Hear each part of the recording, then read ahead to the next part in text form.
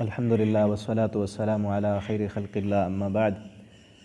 اعوذ باللہ السمیع العلیم من الشیطان الرجیم من حمزہ ونفخہ ونفثہ بسم اللہ الرحمن الرحیم انما الصدقات للفقراء والمساکین والعاملین علیہا والمؤلفۃ قلوبہم وفی الرقاب۔ اس آیت میں اللہ رب العالمین نے صدقات کے مصارف بیان کیے ہیں کہ زکوٰۃ صدقہ یہ کہاں کہاں خرچ کیا جائے گا، وہ مصرف بیان کیے ہیں، کیونکہ پچھلی آیت میں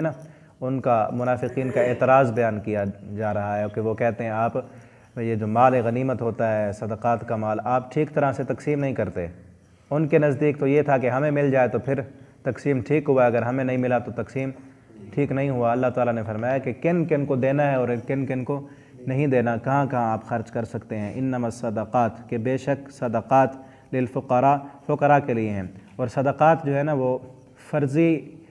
صدقے پر بھی لفظ بولا جاتا ہے، نفل پر بھی۔ زکوٰۃ جو ہے وہ فرض بھی ہے اور نفلی مال بھی جو دیں، زکوٰۃ صرف فرض پر بولا جاتا ہے اور صدقہ جو ہے وہ فرض مال پر بھی اور نفل پر بھی، جو چیز فرض خرچ کرنی ہے اس پر بھی اور جو نفلی صدقہ دے دیں اس پر بھی۔ وہ فقراء کے لیے ہے، والمساکین اور مسکینوں کے لیے، والعاملین اور کام کرنے والے عامل جو زکوٰۃ وصول کرنے والے ہیں حکومت کی طرف سے، جو مخصوص جن کی ڈیوٹی ہے کہ زکوٰۃ کا مال حاصل کریں گے، ان پر بھی خرچ کیا جا سکتا ہے۔ والمؤلفۃ قلوبہم اور دلوں میں الفت پیدا کرنے کے لیے۔ دلوں میں الفت کیا مطلب؟ کہ جو لوگ نئے مسلمان ہوئے ہیں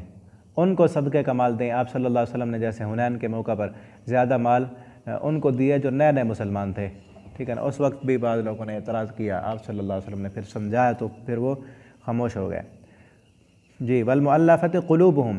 دلوں میں الفت ڈالنے کے لیے بھی خرچ کیا جا سکتا ہے۔ وہ پھر رقاب اور گردنیں چھڑانے میں، جو مسلمانوں کے قیدی قید میں ہیں۔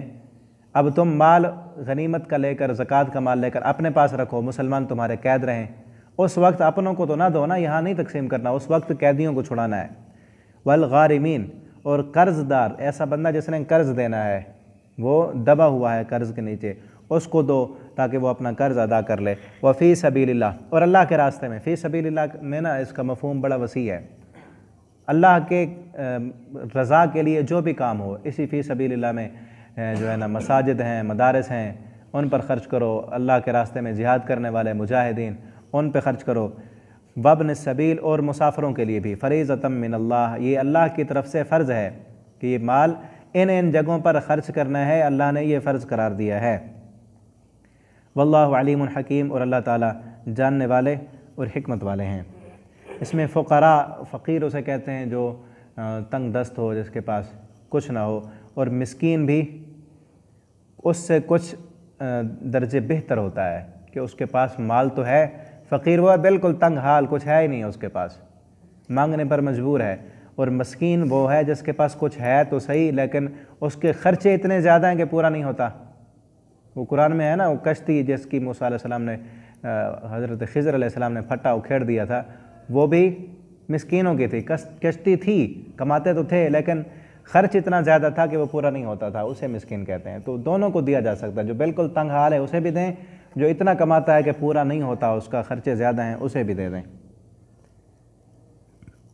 وَمِنْهُمُ الَّذِينَ اور ان لوگوں میں سے کچھ ایسے بھی ہیں، يُؤْذُونَ النَّبِيَّ جو ایذا دیتے ہیں نبی کریم صلی اللہ علیہ وسلم کو۔ ان منافقوں کا ذکر ہے جو منافق آپ صلی اللہ علیہ وسلم کو تکلیفیں دیتے ہیں، اور انتہا ہے یہاں پر منافقین کی منافقت کی اور ان کی باطن کی پلیدگی کی انتہا بیان کر دی۔ اللہ نے سارے پول کھول دیے نا۔ وَيَقُولُونَ اور اتنا ایذا دیتے ہیں، وَيَقُولُونَ اور وہ کہتے ہیں، ہُوَ اذن کہ وہ تو کان ہے۔ نبی کریم صلی اللہ علیہ وسلم کو کہتے ہیں یہ تو کان کہنے کا مطلب یہ ہے کہ کانوں کا کچا ہے، ہر کسی کی بات کو سن لیتا ہے اور تصدیق کر لیتا ہے کہ یہ بھی سچ ہے، جو بھی جائے نا بات کرے سن لیتا ہے۔ اور جیسے اسی موقع پر ان منافقوں نے بہانے بنائے تھے کہ میری فلاں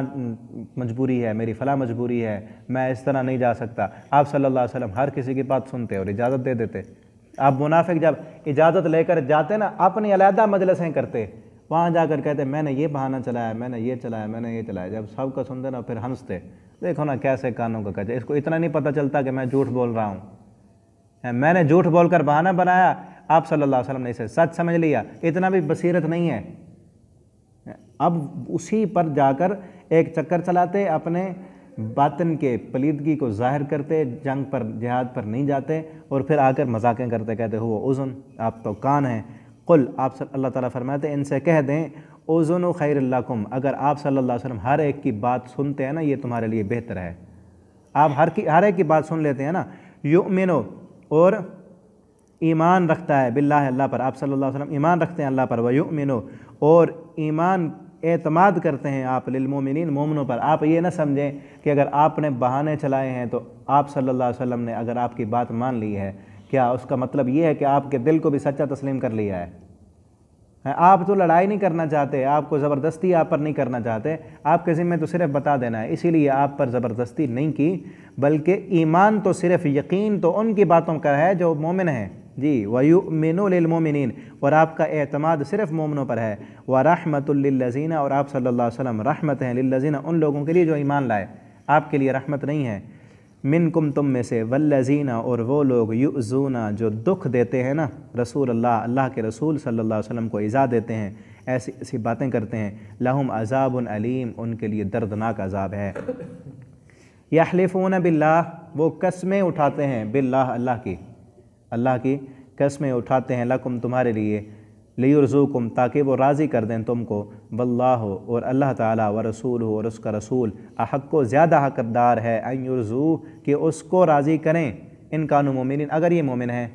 وہ نا جب بہانے بنا کر اجازتیں لے کر کہ ہم جنگ پر نہیں جاتے، بعد میں دوسرے مسلمانوں کو ملتے نا، ان کے پاس جا کر ان کو مطمئن کرنے کے لیے قسمیں اٹھاتے، یار میری یہ مجبوری نہ ہوتی نا میں ضرور جاتا، پھر قسمیں اٹھاتے، قسمیں اٹھا کر کہتے ہیں کہ ہم تو پکے مومن ہیں، ہم تو تمہارے ساتھ ہیں، ہماری تو مجبوری بن گئی ہے، اس لیے ہم نہیں جا رہے، ہم نہیں تیاری کر رہے، ورنہ ہیں ہم تمہارے ساتھ۔ اللہ تعالیٰ نے کہہ دیا یہ قسمیں اٹھاتے ہیں دوسرے مسلمانوں کو راضی کرنے کے لیے، جبکہ حق تو یہ تھا کہ یہ اس جنگ کی تیاری کرتے اللہ اور اس کے رسول کو راضی کرنے کے لیے، اگر یہ مومن ہوتے۔ الم یعلموا، کیا انہوں نے نہیں جانا، انہو، کہ بے شک وہ، من یحادد اللہ، جو بندہ بھی مخالفت کرتا ہے اللہ کی، ورسولہ، اور اس کے رسول صلی اللہ علیہ وسلم کی، فإن لہ، تو بے شک اس کے لیے نار جہنم، جہنم کی آگ ہے۔ انہیں پتہ بھی ہے کہ جو بھی اللہ اور اس کے رسول کی مخالفت کرنے والا ہے اس کا انجام آگ ہونے والا ہے۔ فإن لہ نار جہنم خالدا فیہا، اس میں ہمیشہ ہمیشہ رہیں گے۔ ذالک الخزی العظیم، یہ رسوائی ہے بہت بڑے دن کی۔ یہ اس رسوائی سے بچتے ہیں کہ اگر رومیوں کے ساتھ ہم نے جنگ کی تو ہم رسوا ہو جائیں گے، ہم مارے جائیں گے، بڑی رسوائی تو قیامت کے دن کی ہے، اس دن سے کیوں نہیں بچنے کی کوشش کرتے۔ یحذر المنافقون، ڈرتے ہیں منافق، ڈر لگا رہتا ہے ہر وقت منافقوں کو اس بات کا، ان تنزل علیہم، کہ اتاری جائے، علیہم، ان پر، سورت، ان کی سورت، تنبئہم، کہ جس سے آگاہ کر دے ان کو، بما فی قلوبہم، جو ان کے دلوں میں ہے۔ منافقوں کو ہر وقت یہ خدشہ لگا رہتا ہے کہ ان کے دلوں کا نفاق اللہ تعالیٰ ظاہر نہ کر دیں۔ یہ جو کر رہے ہیں نا کام، منافقتیں کر رہے ہیں، ان کو نا اصل میں کچھ ایسے تھے جن کو دل سے یقین تھا کہ آپ صلی اللہ علیہ وسلم کی باتیں سچی ہیں، کچھ کو دل سے یقین نہیں تھا، کمزوری، ایمان کی کمزوری کی وجہ سے دل میں نفاق تھا، اوپر سے تو مان لیا تھا، اندر دل میں تصدیق ہی نہیں تھی آپ صلی اللہ علیہ وسلم بھئی اللہ کے سچے رسول ہیں۔ کچھ ایسے تھے جن کو دل میں پورا یقین تھا کہ آپ صلی اللہ علیہ وسلم اللہ کے سچے رسول ہیں، لیکن پھر بھی اپنے ضد، تعصب، ہٹ دھرمی کی وجہ سے کہ ہماری سرداریاں ختم ہو گئیں، ہمارے فلاں دنیاوی مفادات آپ صلی اللہ علیہ وسلم کے آنے کی وجہ سے وہ ختم ہو گئے، اس وجہ سے وہ دل سے، زبان سے تو قبول کر لیا لیکن دل کے ساتھ آپ سے مخلص نہیں تھے، وہ جانتے تھے کہ آپ صلی اللہ علیہ وسلم سچے ہیں، تو ان کے بارے میں وہ ہر وقت اس بات کا خدشہ لگا رہتا کہ کوئی اللہ تعالیٰ ایسی صورت نہ نازل کر دے جس میں ہمارے لیے ہمارے جو باطنی اعمال ہیں وہ ظاہر ہو جائیں۔ اللہ تعالیٰ نے اسی صورت میں وہ سارے ظاہر کر دیے، اور اس صورت کا نام الفاضحہ بھی ہے، فاضحہ، ان منافقوں کو رسوا کر دینے والے۔ یہ آپ دیکھتے آ رہے ہیں کہ شروع سے ہی ان منافقوں کے کردار کشی کی جا رہی ہے۔ جی، سورۃ تنبئہم، کوئی ایسی صورت کہ جس میں آگاہ کر دے اللہ تعالیٰ ان کو، بما فی قلوبہم، جو ان کے دلوں میں ہے۔ قل، آپ ان سے کہہ دیں، استہزئوا، مذاق اڑا لو، تم نبی صلی اللہ علیہ وسلم کے ساتھ مذاق کر لو اور مسلمانوں کے ساتھ مذاق کر لو، ان اللہ، بے شک اللہ تعالیٰ، مخرج، نکالنے والا ہے، ما تحذرون، جس سے تم ڈرتے ہو، جس بات کا ڈر تمہیں لگا ہے نا کہ کہیں ہمارے دل کی باتیں وہ مسلمانوں پر ظاہر نہ ہو جائیں، ان قریب اللہ تعالیٰ وہ ساری باتیں ظاہر کر دے گا۔ وَلَئِن سَأَلْتَهُمْ، اگر آپ پوچھیں نا ان سے کہ آپ نے یہ کیوں کہا ہے آپ صلی اللہ علیہ وسلم کے بارے میں کہ ہوا اذن، وہ تو کان ہے، کانوں کا کچا ہے، بصیرت نہیں ہے، کیوں کہا ہے؟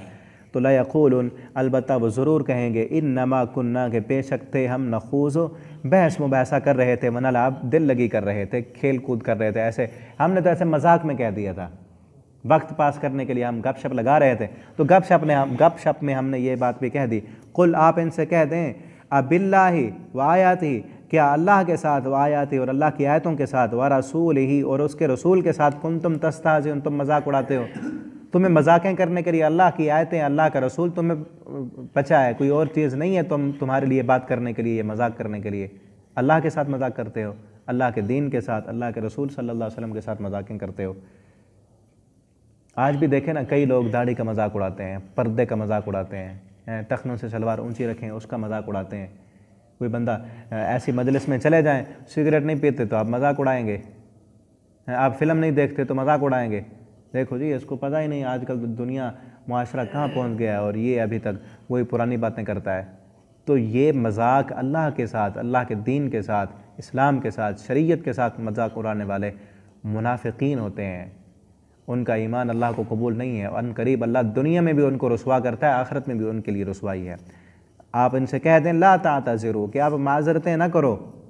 اب تم یہ نہ کہو کہ ہم معذرت کرتے ہیں، ہم نے تو مذاق کیا تھا، ہم بھول گئے تھے، لا تعتذروا، اب اپنی معذرتیں پیش نہ کرو، قد کفرتم، تحقیق تم نے کفر کیا ہے، بعد ایمانکم، اپنے ایمان کے بعد، بعد ایمانکم، اس سے مراد ہے کہ زبان سے جو ایمان تم نے ظاہر کیا تھا نا، دل سے تو مومن نہیں تھے، منافق تھے، وہ جو زبان سے تم نے اپنے ایمان کا اظہار کیا تھا، اب اس کا بھی تم نے کفر کر لیا ہے، اب ختم، تمہارے اب زبانی ایمان کا اعتبار نہیں کیا جائے گا، قد کفرتم، تحقیق تم نے کفر کیا ہے اپنے ایمان کے بعد، ان نعفو، اگر ہم درگزر کریں، ان طائفتن، ایک گروہ سے، منکم، تم میں سے، نعذب طائفتن، تو ہم ضرور عذاب دیں گے ایک گروہ کو، بانہم کانوا مجرمین، کے بے شک وہ مجرم ہے۔ اب میں نے پہلے بتایا نا، منافقوں کے دو گروہ تھے، دو قسم کے منافق تھے، ایک وہ تھے کہ جن کو ابھی دل میں پورا یقین نہیں آیا تھا، ان منافقوں کی باتوں میں آ کر وہ بھی ان کے ساتھ تھے، دوسرے وہ تھے جن کو دل سے یقین تھا کہ آپ صلی اللہ علیہ وسلم سچے ہیں، لیکن اپنی ضد اور ہٹ دھرمی کی وجہ سے وہ اڑے ہوئے تھے۔ تو ایسے لوگ جن کو ابھی دل میں یقین نہیں تھا، ان کو جب یقین ہو گیا، قرآن کی آیتیں نازل ہوئی، یقین بڑھ گیا، تو انہوں نے اپنے پچھلے کاموں سے توبہ کر لی اور مسلمان پکے سچے بن گئے، تو فرمایا ہم اس گروہ سے درگزر کریں گے، اور دوسرے کے لیے دردناک عذاب ہے۔ المنافقون والمنافقات، بے شک منافق مرد اور منافق عورتیں، بعضهم من بعض، یہ بعض سے ہیں، یأمرون، وہ حکم دیتے ہیں، بالمنکر، برائی کا، ایک دوسرے کو برائی کا حکم دیتے ہیں، وینہون عن المعروف، اور نیکی کے کاموں سے روکتے رہتے ہیں، ویقبضون، اور وہ روک رکھتے ہیں، ایدیہم، اپنے ہاتھوں کو اللہ کے راستے میں خرچ کرنے سے روکتے ہیں، اور خود بھی برے کام کرتے ہیں، دوسروں کو بھی برائی کا حکم دیتے ہیں۔ آج دیکھ لیں، برے لوگوں کے ساتھ دوستی لگائیں گے نا تو برائی کی طرف لے کر جائیں گے، فلم دیکھنے کے لیے لے جائیں گے، وہ جیسے دوست ہوں گے ویسے کاموں کا حکم دیں گے، چوروں کے ساتھ، ڈکیٹوں کے ساتھ دوستی ہوگی تو وہ وہاں لے جائیں گے، زانیوں کے ساتھ دوستی ہوگی تو وہ زنا کی دعوت دیں گے، شراب پینے والوں کے ساتھ دوستی ہوگی تو وہ اس دعوت دیں گے، اگر نمازی کے ساتھ دوستی لگائیں گے تو وہ آپ کو نماز پڑھنے کی دعوت دے گا، قرآن پڑھنے والے کے ساتھ دوستی لگائیں گے تو وہ آپ کو قرآن پڑھنے لے جائے گا، ٹھیک ہے نا۔ تو یہ منافقوں کی علامتیں بیان کی جا رہی ہیں کہ وہ کیا کرتے ہیں،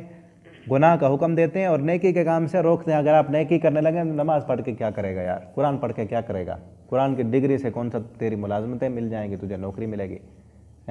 یہ پڑھ کے کیا کرے گا، وہ نیکی کے کاموں سے یہ باتیں کر کے روکتے ہیں آپ کو۔ وَيَنْهَوْنَ عَنِ الْمَعْرُوفِ، بھلائی کے کاموں سے روکتے ہیں، وَيَقْبِضُونَ، اور روک کے رکھتے ہیں اپنے ہاتھوں سے، نسوا اللہ، اللہ کو بھول بیٹھے ہیں وہ، فَنَسِيَهُمْ، تو ان قریب اللہ بھی بھلا دے گا ان کو۔ ان المنافقین هم الفاسقون، بے شک منافق اللہ کے نافرمان ہیں۔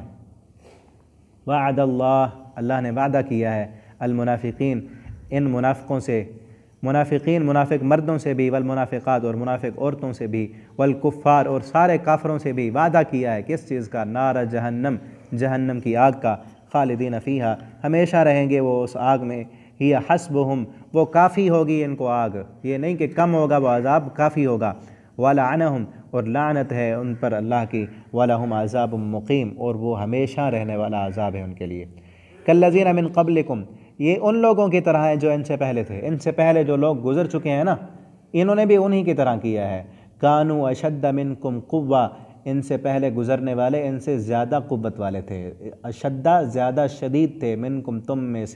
تم سے قوتاً قوت کے اعتبار سے۔ قوم عاد، قوم ثمود، فرعون، ان کو جو قوت اور طاقت دی تھی وہ قوت اور طاقت تو ان کو ملی ہی نہیں۔ وَأَكْثَرُهُمْ، اور وہ زیادہ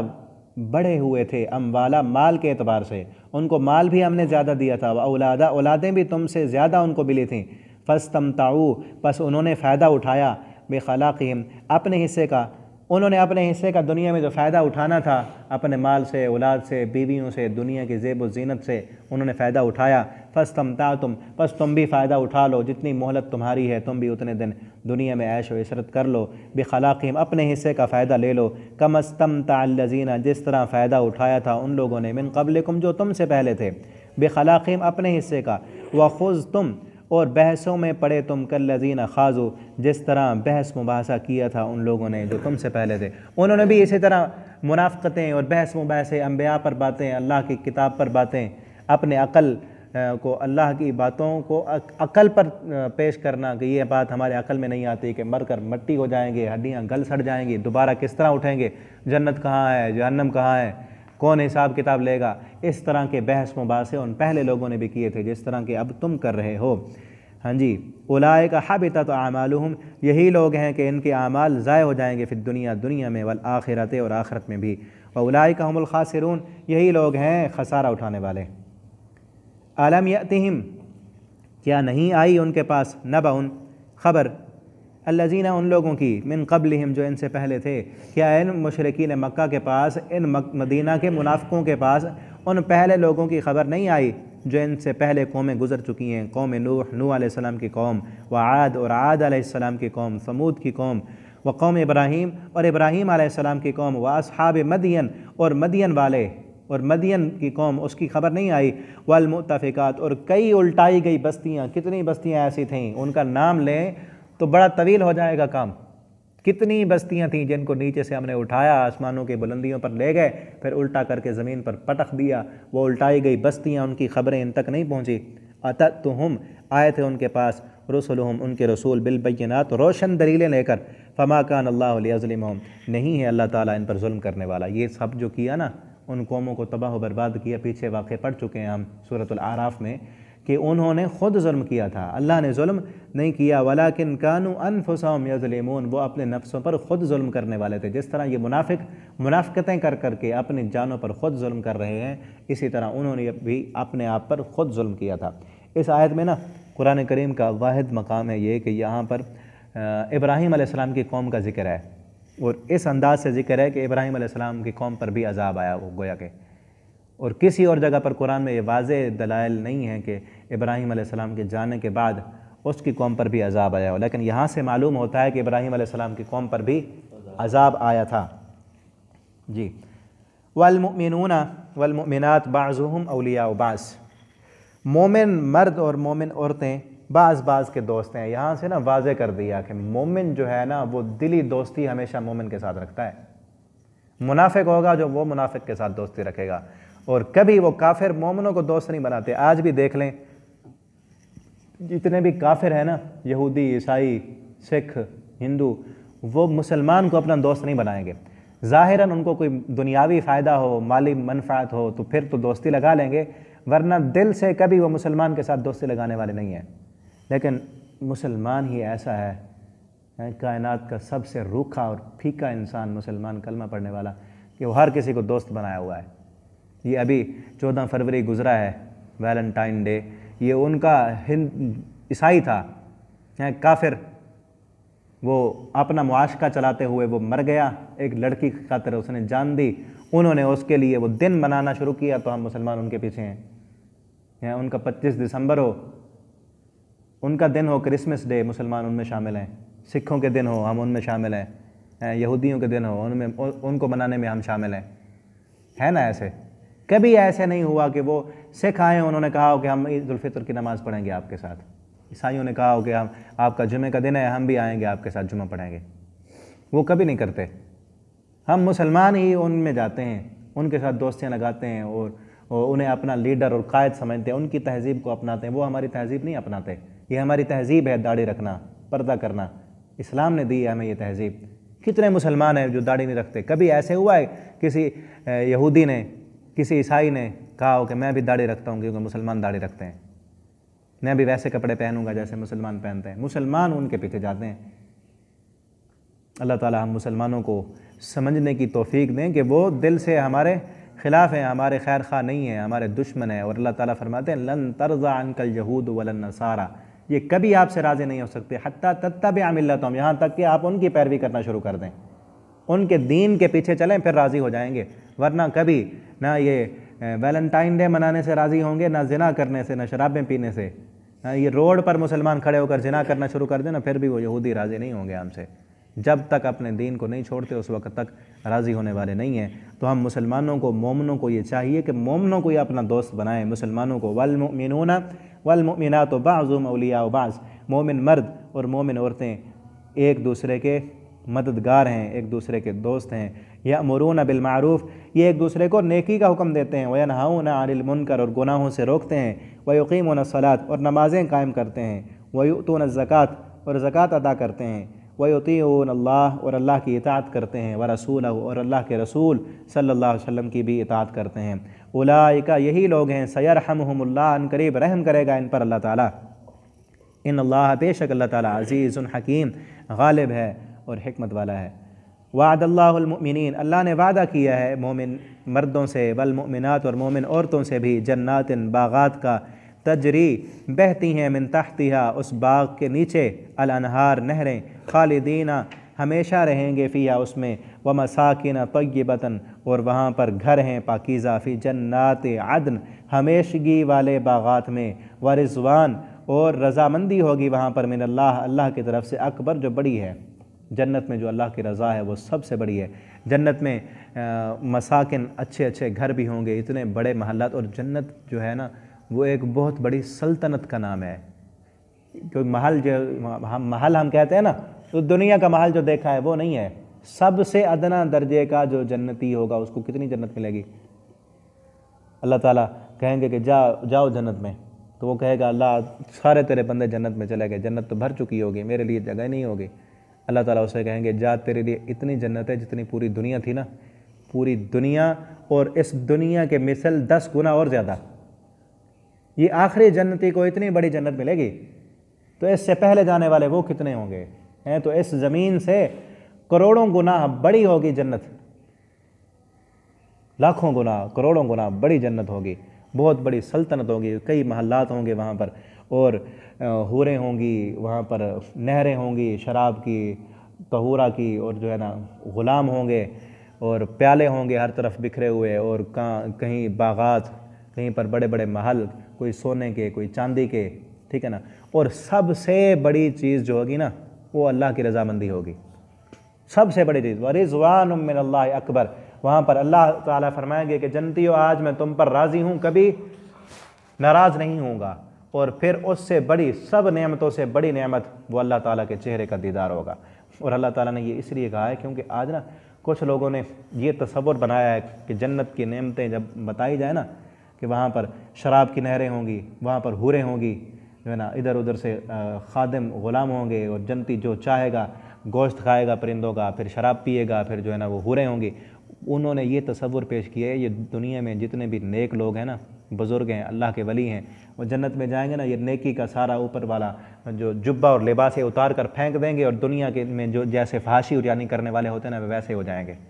اتنی زیادہ حوریں ہوں گی، شراب ہو گئی، گوشت ہوگا، تو پھر ویسے بن جائیں گے۔ اللہ تعالیٰ نے کہا ہے نہیں، یہ چیز نہیں ہے۔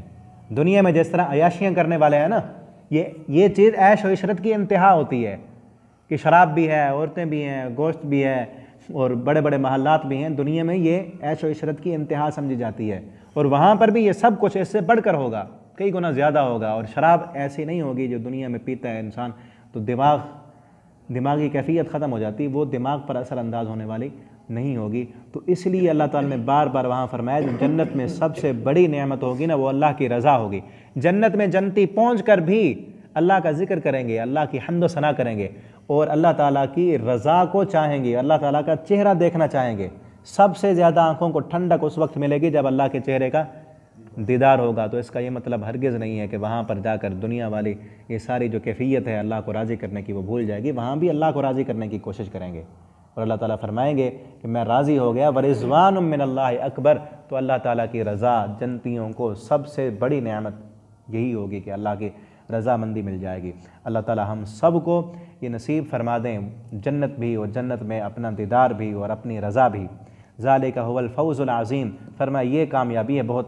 بہت بڑی کامیابی، جو اس نفاق سے بچ گیا، کفر سے بچ گیا، شرک سے بچ گیا، اور پھر قیامت کے دن جہنم سے بچ گیا اور جنت میں چلا گیا۔ ذالک هو الفوز العظیم، یہ بہت بڑی کامیابی ہے۔ اللہ تعالیٰ ہم سب کو یہ کامیابی نصیب فرما دیں۔ آخر دعوانا الحمد للہ رب العالمین۔